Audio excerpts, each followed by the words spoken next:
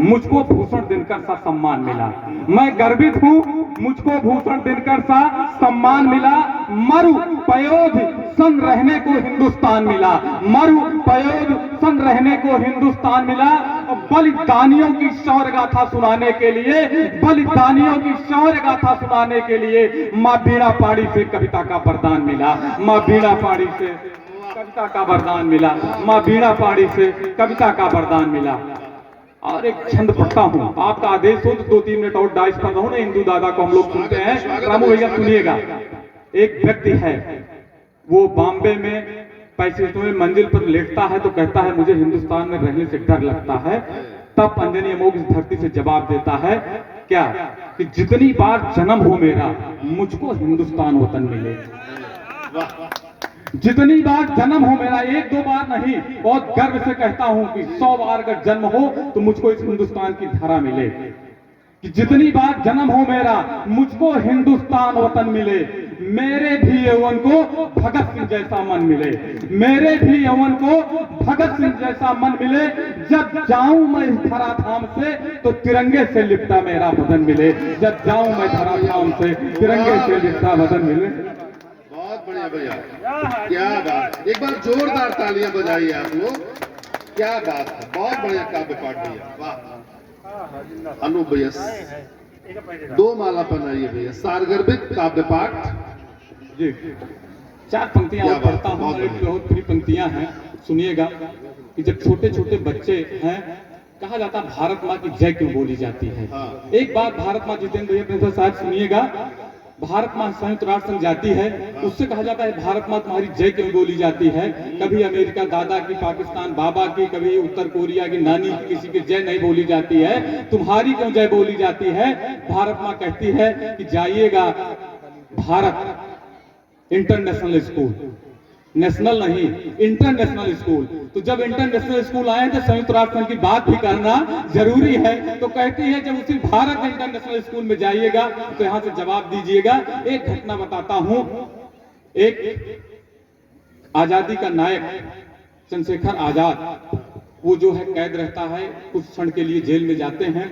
ये होता है कि इनसे कुछ राज उगला लिया जाए, वो राज नहीं बताते हैं। जेलर कहता है कि माघ का महीना रहता है, जब रात के 12 बजेंगे तब इससे राज उगलवा लिया जाएगा। माघ में जब तड़पेगा, इसको ठंडी लगेगी, कटकटाएगी ठंडी, तब ये राज बता देगा। जब जेलर रात को 12 बजे जाता है तो डर करते रहते हैं, उनको पसीना आता रहता है। तब जवाब लिखता हूं कि गूंजे गगन भेदी नारों से चहुलोद, गूंजे गगन भेदी नारों से चहुलोद, हम वो शंखनादे देते हैं जो सलाखों में कभी न टूटे, वो अटल इरादे देते हैं। हाथ उठा तिरंगा, हाथ उठा तिरंगा, जब लोग गीत गाए हैं वंदे मातरम के, फांसी के फंदे पड़ जाते हैं छोटे, हम वो औलादे देते हैं। फांसी के फंदे पड़ जाते हैं छोटे, वो औलादे देते हैं। 4 पंक्तियां और पढ़ता हूं, उसके बाद मैं विराम देता हूं। कि क्या है कि बहती आग में पला हूं। आसान नहीं है कविता लिखना, दिनकर बनना आसान नहीं है, दुष्यंत बनना आसान नहीं है, सुमित्रा नंदन पंत की तरह कुटी में रहना आसान नहीं है। अभी एक सांसद महोदय ने टिप्पणी की, जिस राणा सांगा के शरीर पर 80 घाव थे, उस पर तुम क्या वक्तव्य दोगे। 80 पृष्ठ जिस पर तुम नहीं पढ़ पाए, जिसके इतिहास को तुम 80 दिन नहीं पढ़ पाए, तब तुम उस पर क्या टिप्पणी कर सकते हो। कोई टिप्पणी का विषय नहीं बनता है। पंक्तियां निवेदित करता हूं कि लिखना कितना कठिन होता है, अंगार बनना कितना कठिन होता है।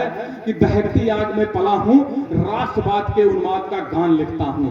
दहकती आग में पला हूं, राष्ट्रवाद के उन्माद का गान लिखता हूं। आर्य का वंश हूं, आर्य देश के भूगोल का अभियान लिखता हूं।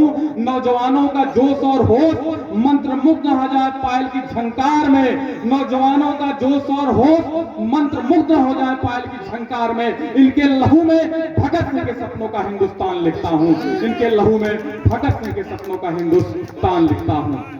4 पंक्तियां और पढ़ के विराम देता हूं कि तूफानों से लड़ो। अरुण भाई सुनिएगा, तूफानों से लड़ो। अरुण भाई सुनिएगा आपके लिए कि तूफानों से लड़ो, लेखनी कुर्बानी लिख देती है। तूफानों से लड़ो, लेखनी कुर्बानी लिख देती है। वह बड़े किरदार की हमेशा बड़ी निशानी लिख देती है। लेखनी लेखनी लेखनी जब स्वतंत्र होकर लिखती है, दूध को दूध पानी को पानी लिख देती है, दूध को दूध पानी को पानी लिख देती है।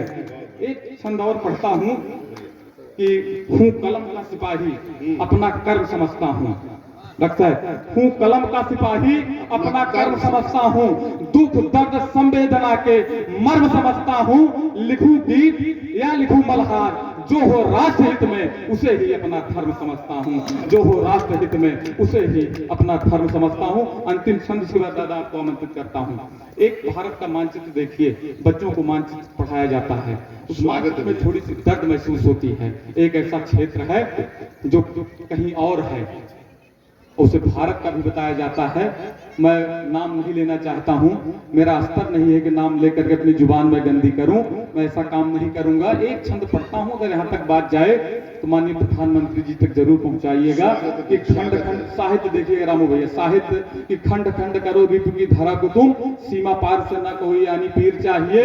जब उधर से बोल रहे बेतुके बोल तो इधर से भी आग वाले तीर चाहिए। चिनाब झेलम के, गंगा सहित चिनाब झेलम के, अब हमारा स्वच्छ नीर चाहिए, अब हमारा स्वच्छ नीर चाहिए। बहुत हो गई तुम बंदी, अब हमारी पीर हरनी चाहिए, अब हमारी पीर हरनी चाहिए। मैं बहुत लंबा काव्य